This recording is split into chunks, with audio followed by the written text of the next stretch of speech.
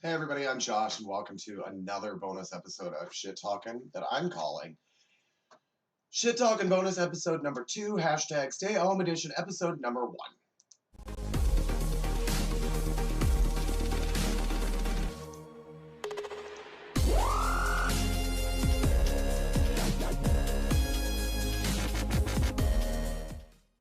Just real quick, I need to take care of some business here. Listen to me. My coworker at Double A's, Kelsey, stop emailing me. I'm not interested in you co-hosting. I don't like you. Kidding, I love you. I miss you, girl. So, I know I keep saying that we're gonna put an episode out there. Please believe me, we are trying. Unfortunately, an episode with all three of us probably is not going to happen until after the COVID-19 is over.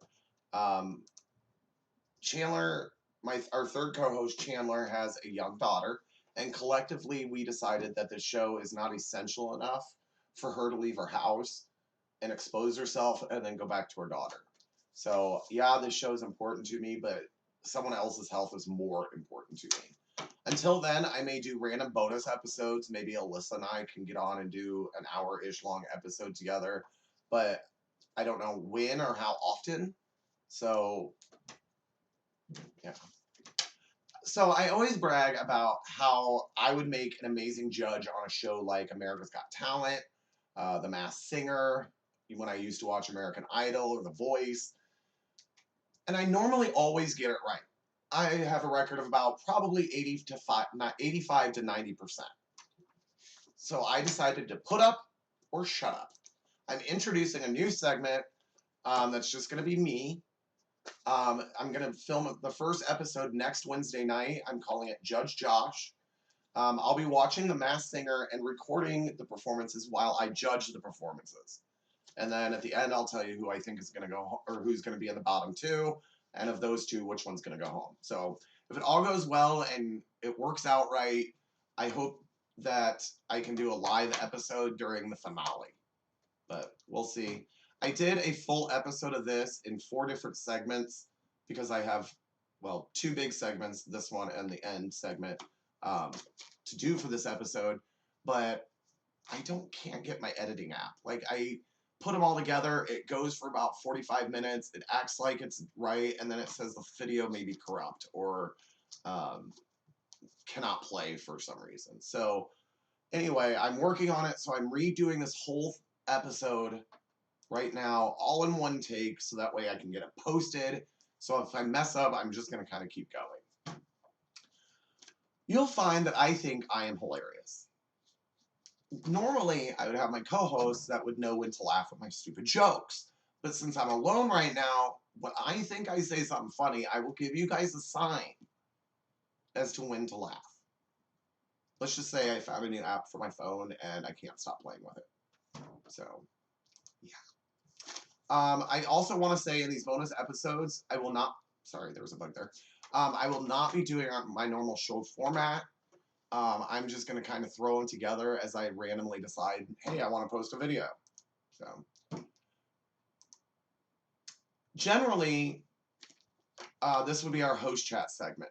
And I would look pretty stupid if I sat here pretending like there were 2 people and pretending like we were having a conversation.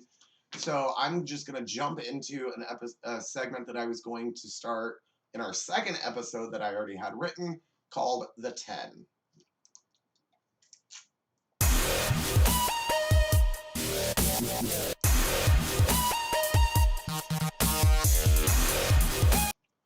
Now this is a new segment, so we'll see how it goes. I found a top 10 list a few years ago, and did it on a show that my nephews and I did. And this is one of my favorite ones. Normally, I will find random ones online. Maybe I'll make up my own. But this is the top 10 most outrageous 911 phone calls. And I will point out, these are actual phone calls. I will also point out that I wrote cheesy jokes at the end of some of them. You will know when to laugh. And this is the only segment I'm going to do this in, so just play along. Number 10, a woman in Kalispell, Montana called the police, insisting that her neighbor's loud music had caused her to develop her house to develop a heartbeat. Let me just say, if that really happens, I would be afraid of what my neighbor's house would grow.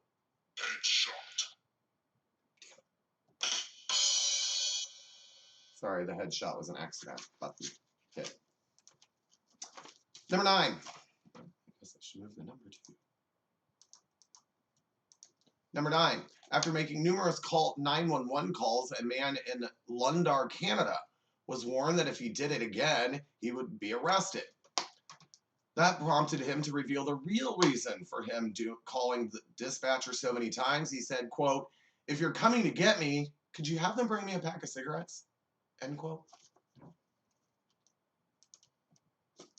Hey, people are stupid.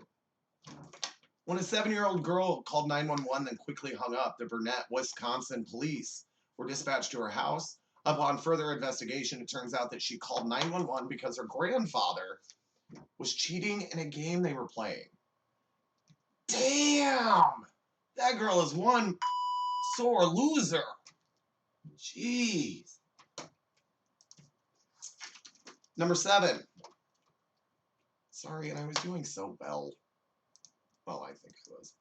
A Romanian man called police to report a strange noise in the house that he, happened to be robbing. Police arrived on scene, arrested the man, and found out that he was the only one in the building, except for the homeowner's noisy cat. I mean,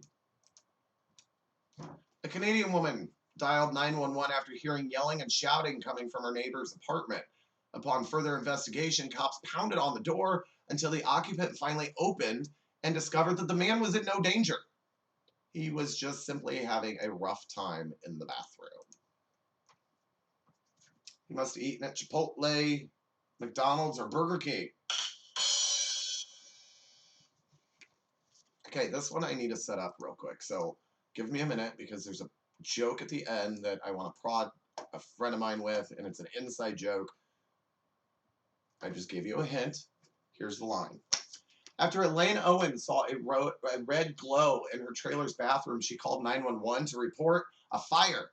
When the firemen showed up, they discovered that the flames they saw were the sun's reflection in her shower curtain. So let me ask this. What does she think when she sees her own reflection? Does she think she's being stalked by her evil twin sister she didn't know about? Take that, Adam.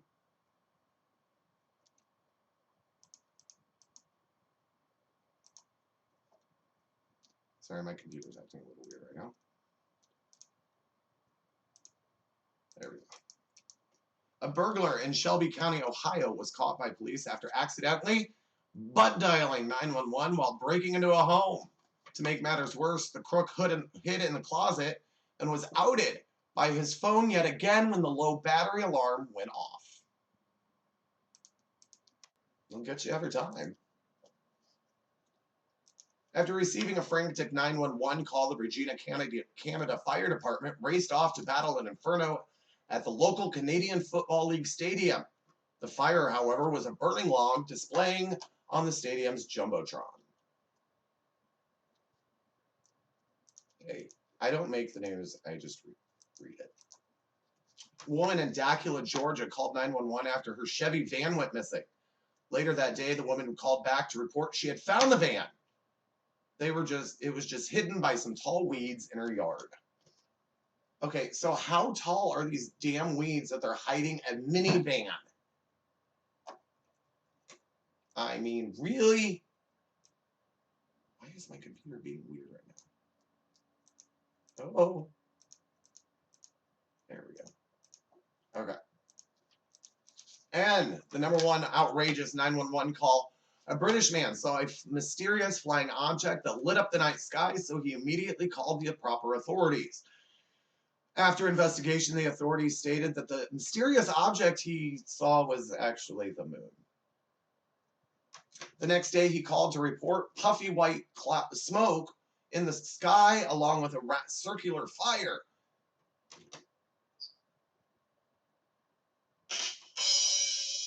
Okay, I promise that's done.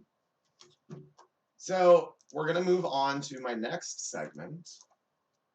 And I had these stories written for our official episode, but I thought since it's hashtag shit talking bonus episode number 2, hashtag stay at home edition episode number 1, I thought I'd share some quick things for you to keep you busy while you're stuck at home, as well as I know at least one that will make you smile, if not laugh or cry, because it's so gosh darn cute. When the first time I saw it, I have to admit, I literally laughed until I was crying. It's hilarious. I can't wait to show it to you. It's time for our riveting segment, Table Talk.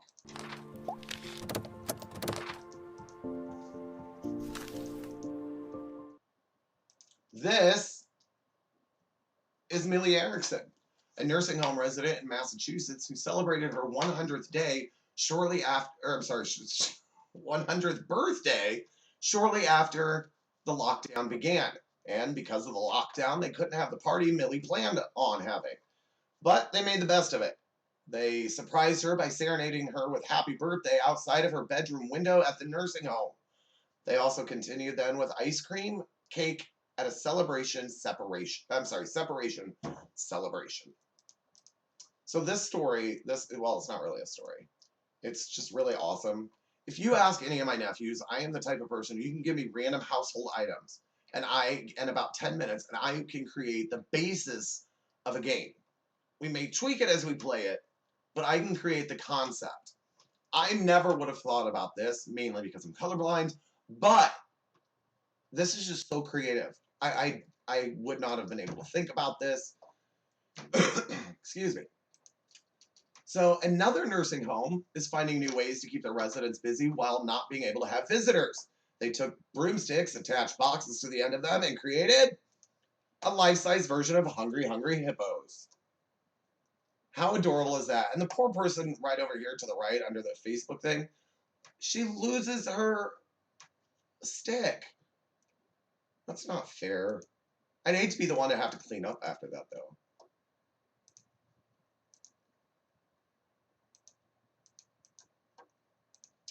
So people are also being encouraged to cut out and decorate hearts to hang on the windows that face your street.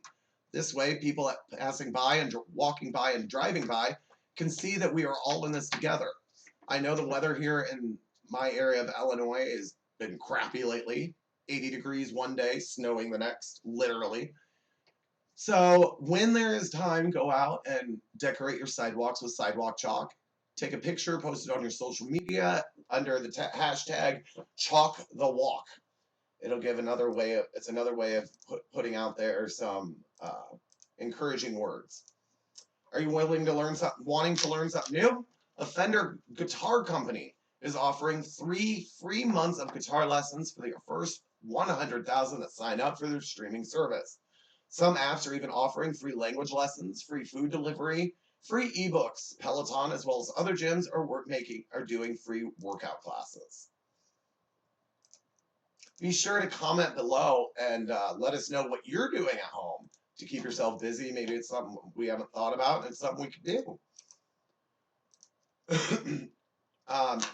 Now it's time for our final segment. We call the final segment the goodbye. And I want to preface this by saying normally I will have something witty, a joke, a heartwarming story, or even show you a gif of old people playing Hungry Hungry Hippos. Just something to end our show with a smile. But there's some house cleaning stuff I want to do quick. We want to hear from you. We have some upcoming segments that we want you to tell us what to cover. We have a review segment where if you know of a cheap as seen on TV product you want us to try, movies you want us to see, songs you want us to listen to, or TV shows you want us to watch, and I better not get Schitt's Creek, Mindy or Lindsay. We also have an advice segment coming up, so if you have any, and they don't have to be real, or just looking for letters. If you have any questions on love, sex, life in general, career, any general questions, please let us know. Be sure to like our videos, follow us our channel, and be sure to get notified when new videos come up, because while I'm under this lockdown, I'm not sure when I'll get to the random urge to create a video. So get the notifications when I do it, or when I do it, I should say. Whether you agree or disagree, we want to know what you think about what the stories we cover in our videos. So, as I mentioned in the bonus episode, I'm looking to give out the first ever douchebag award. And I need nominees, and I will state this loud and clear as a rule: you cannot nominate Donald Trump. I'm sorry, he would win every time. On the flip side, we're looking to do a new segment where we give out an award for being an outstanding citizen. I still don't know the name of the segment of the award yet. So if you know anyone that deserves to be recognized for something they've done, especially during these hard times right now, please email us at shittalking20, all one word, shittalking20 @gmail.com. Before we end, on behalf of all three of us, and I know I'm the only one here right now, and I know that I would have their complete and utter okay agreement for me to say this on behalf of them, but I wanted to take a minute and explain the importance of social distancing. I'm a former EMT. Don't take my word as gold. Granted, I know that. However, I know this is not the new normal. But unfortunately, it's the normal we have to deal with right now. I hate that I haven't been to my best friend's house, and she's been my best friend for over 20 years. I miss you, Katie. I haven't been to our house in over 3 weeks. We normally do dinner once, if not twice a week. However, I know that if we all follow the guidelines and we all stay at home like we're supposed to, and not, and I'm not saying this happened, sit outside in your lawn chairs in a random parking lot for 4 hours in the back of your cars and leave your trunks open, that the sooner the old normal will come back. In closing, hold on just 1 minute. In closing, I want to say thank you. Thank you to all of the doctors, all of the nurses, all of the scientists who are working around the clock to find a cure or help those that are sick with this horrible illness.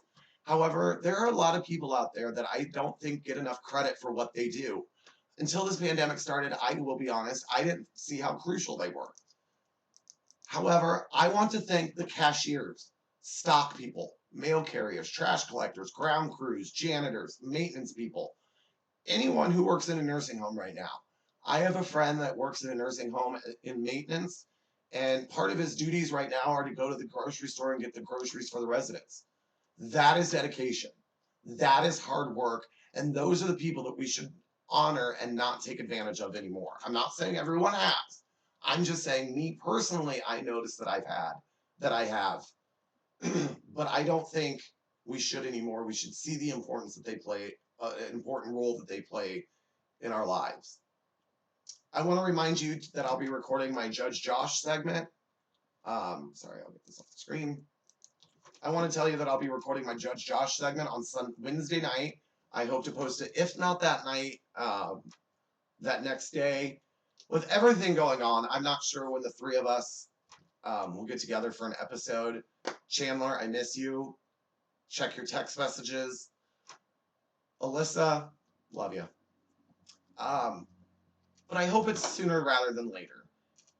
And we can't get through that without doing the social distancing. It sucks right now, I know. But it's for us all. It's for the betterment of us all.